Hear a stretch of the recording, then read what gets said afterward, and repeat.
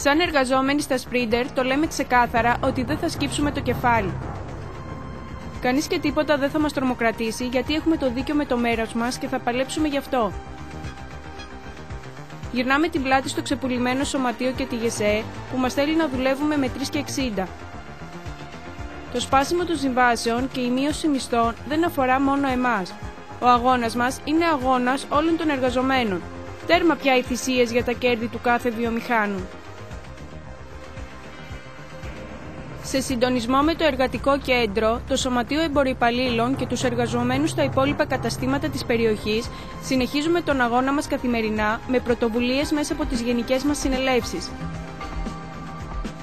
Σήμερα Σάββατο, 15 Σεπτέμβρη, οι εργαζόμενοι του καταστήματος Sprinter Άρτας προχωρήσαμε σε νέα στάση εργασίας 12 με 3 π.Μ., στην οποία αρχικά είχαμε τη στήριξη των συναδέλφων του καταστήματος Αγρινίου, αλλά μετά από τρομοκρατία και ψυχολογικό πόλεμο των συναδέλφων από τη διεύθυνση του καταστήματος, κατάφερε η διεύθυνση και απέκλεισε τη συμμετοχή τους στον αγώνα μας.